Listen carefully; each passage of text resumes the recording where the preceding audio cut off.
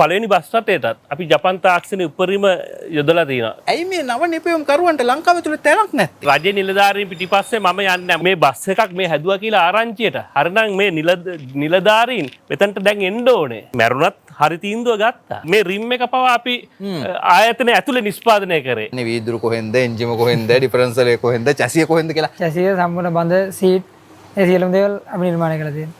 දුනු දැම්ම නැත්නම් ගැස් එක වැඩි නිසා අනික බස් එක පාතයි ගොඩ. සස්පෙන්ෂන් දෙකක් දාලා තියෙන. එක සස්පෙන්ෂන් එකට ලෝඩ් එක කරලා අනිත් එකෙන් තමයි සස්පෙන්ෂන් එක එන්නේ. අනාගතයේ එන්ජින් එක අපි හදනවා. තව කර්මාන්තශාලා 100ක් නැගිටින්න ගන්නවා මේ සමගම.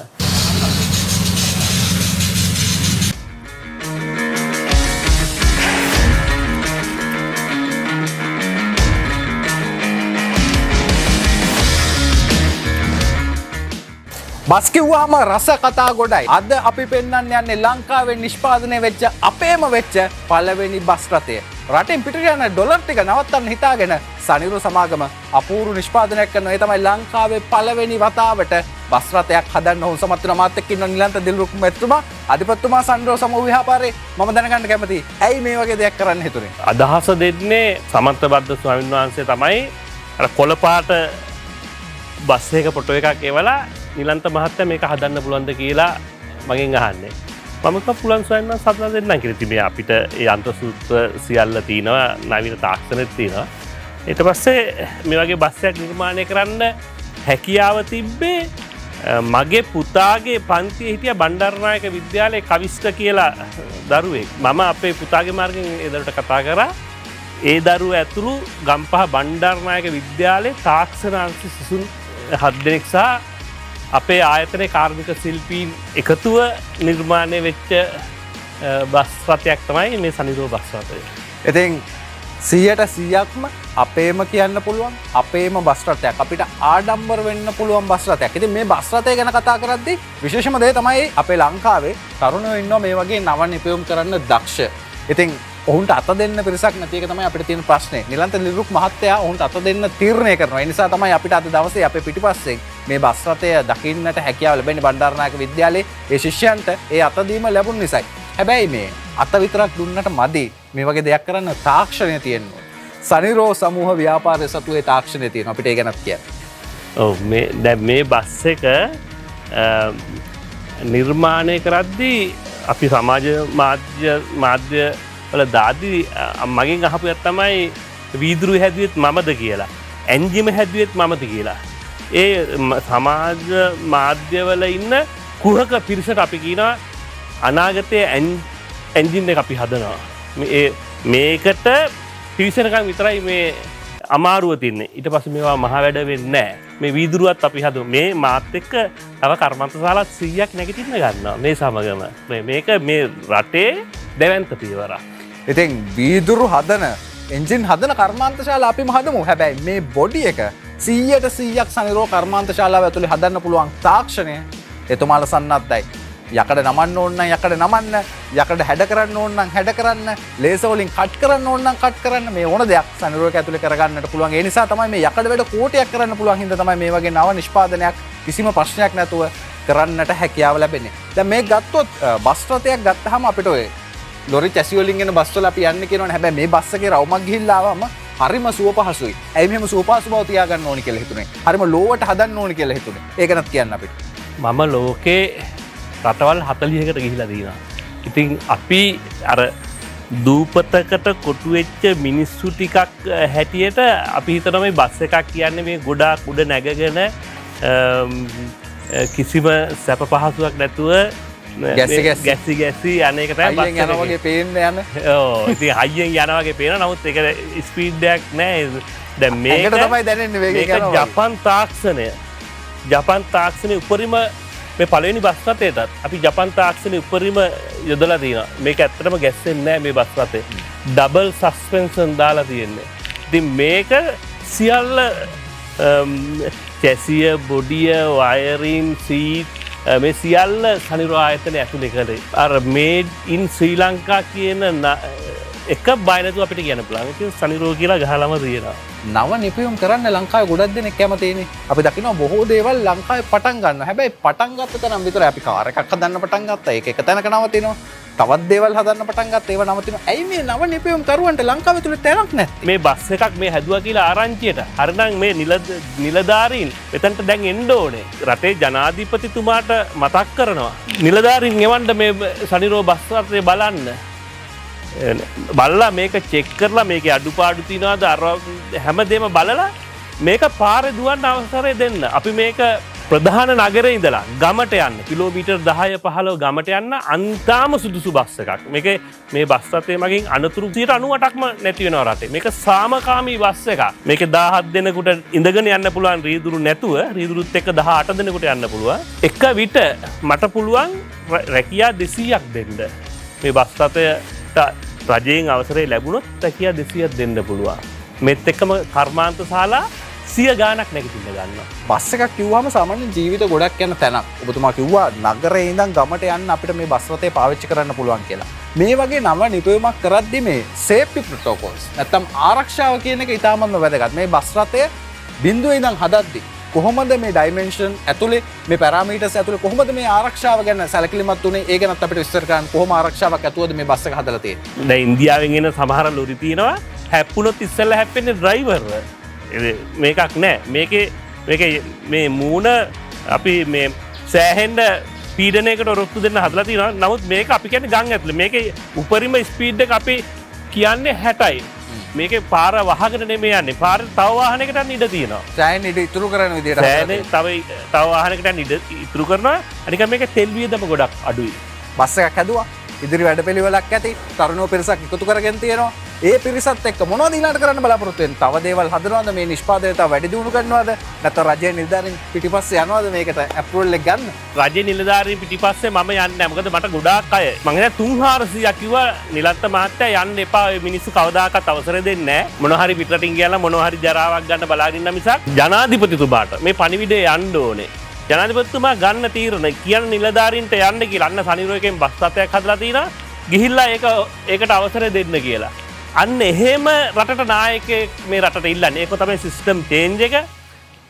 මම එක විට රැකියා 200ක් දෙන්නම් මේ බස් රථ අපි මේඩ් ඉන් ශ්‍රී ලංකා නාමය යටතේ අපේ ලංකාවේ දුවන්න සලස්වමු. නිෂ්පාදකයෙක් ඉන්නවා.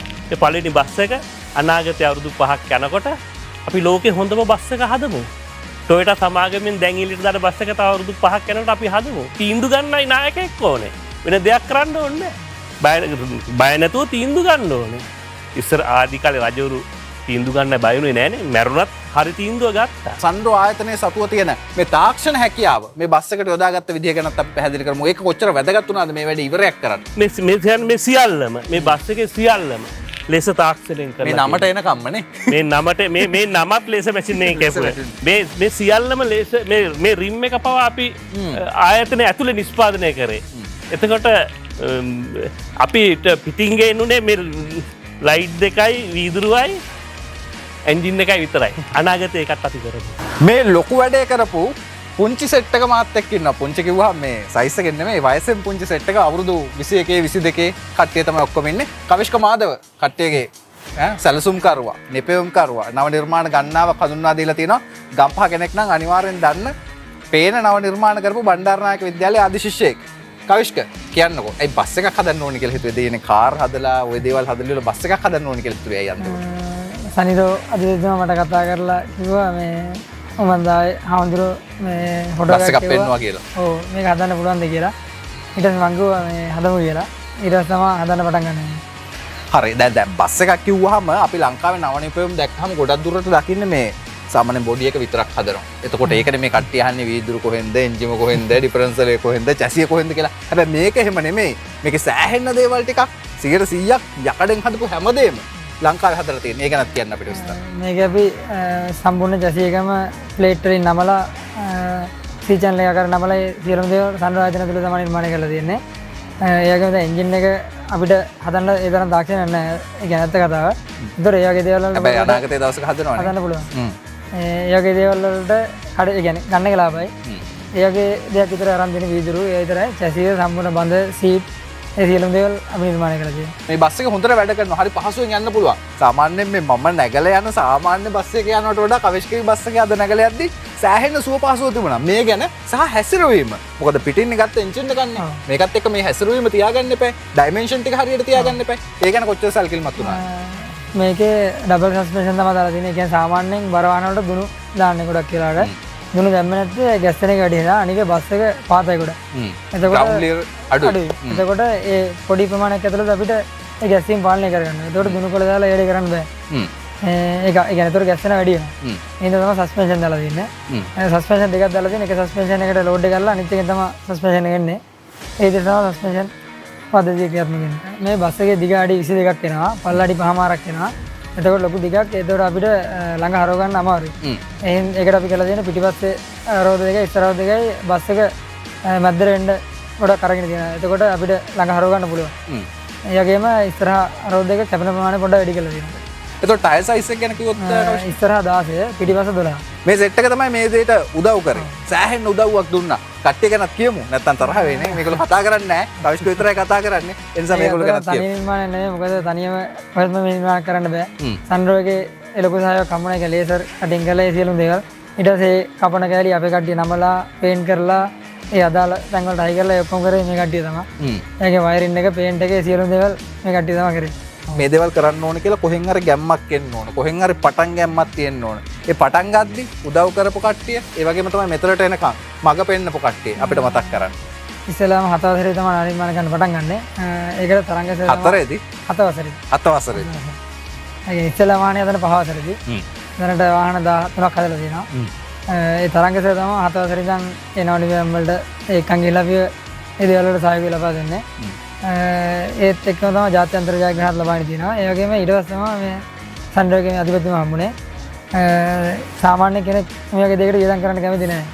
ඒත් එහෙම නැහැ. මොකද සාමාන්‍ය කෙනෙක් වියදම් කරන්න කැමති නොවෙන්නෙම ලංකාව ඇතුලේ මේක කරාට පස්සේ තේරුමක් වේද දන්නේ නැහනේ. දැන් ඒක කවිෂ්ක හොඳට දන්නවා ඇති. මට වඩා හොඳට තේරෙනවා ඇති. මේ දේවල් කරාම ලංකාව ඇතුලේ මොකක් වේද කියලා දන්නේ නැහැ. මොකද අත දෙන්න ඉන්න පිරිස හරි අඩුයි. ඒක වෙන්න පුළුවන්. හරි කතාව කියමු. එතකොට අපිට ලොකු හයියක් වුණා ඒ සන්ඩර්ගේ අධිපතිතුමා. ඒ කියන්නේ සාමාන්‍ය කෙනෙක් නොකරන දෙයක් තමයි ඔයගේ දෙයකට ඒ කියන්නේ ලේසියෙන් කෙනෙක් කරන්නේ නැහැ වගේ දේ. කවිෂ්ක නව නිෂ්පාදන කරන බොහෝ දෙනෙක් ඉන්නවා. මේකට ආස කරන බොහෝ දෙනෙක් ඉන්නවා. පණිවිඩයක් දෙන්න කොහොම ලොකු දේවල් කරලා තියෙනවා. කාර් එකක්, වෑන් එකක්, දැන් බස් එකක් නේ. මොනවද කියන්න තියෙන්නේ? ඒ කියන්නේ අපි වගේ කට්ටිය ගොඩක් ඉන්නවා. අපේ කට්ටිය ගත්තොත් ඒ හැමෝටම සාමාන්‍ය හිතලා දෙයක් කරගන්න පුළුවන් කට්ටිය ඉන්නේ. ඒ වගේම ඒකට තව ලංකාවේ ඕන තරම් ඇති වගේ කට්ටිය. ඒ කට්ටියට ඉස්සරහට යන කර්මාන්තශාලා පටන් අරගෙන එයාලට ඒ කියන්නේ විවිධ නිර්මාණ කරන්න පුළුවන්. වාහනම නෙමෙයි. එක්ක අපි ගත්තොත් සාමාන්‍ය ගොවිතැන් වලට වැඩ කරන උපකරණ ඒ මොන හරි දෙයක් නිර්මාණ කරලා පිටරට ගොල්ලෝ විදේශීය විනිමය උපයලා ඒ වගේ දෙයක් කරන්න රටෙන් සහයෝගය ලබා දෙනවා හොඳයි කියලා හිතනවා. ඉතින් ඒ සහයෝගය අපි දෙමු. මේ තරුණ ජවයට පුළුවන් මේ රට ඉස්සරහට අරන් යන්න. රටෙන් පිටට යන ඩොලර් ටික නවත්තන්න. මේ රටේ ආර්ථිකය සංවර්ධනය කරන්න. කොරියාවට මේ තරුණයෝ යවනවට වඩා, ජපානයට මේ තරුණයෝ යවනවට වඩා, මැද පෙරදිගට යවනවට වඩා අපි අපේ රට හදන්න ඔවුන්ගේ ජවය එකතු කරගමු. තව නිලන්ත දිල්රුක්ලා බිහි කරමු. අපි සන්ඩ්‍රෝ අධිපතිතුමා වගේ වෙමු. එතකොට අපිට පුළුවන් මේ රට ලස්සන රටක් කරන්න. ඔබ රථවාහන සම්බන්ධ මොකක් හරි ව්‍යාපාරයක් කරන කෙනෙක්ද? එහෙමනම් මේ ගජ වාසිය ඔබට. රටම බලන ද ගරාජ් YouTube channel එක හරහා ඔබේ ව්‍යාපාරය ගැන රටටම කියන්න දැන් ඔබට අවස්ථාව. ඔබ මෝටර රථ ශේෂ්ත්‍රයේ කුමන මට්ටමේ ව්‍යාපාරයක් කරත් ඒ ව්‍යාපාරය ලංකාවම දන්න බ්‍රෑන්ඩ් එකක් කරන වගකීම අපිට බහර දෙන්න. මේ දැන්ම පහත අංකය අමතන්න. නැතිනම් WhatsApp කරන්න. The Garage YouTube channel එක subscribe කරන්න.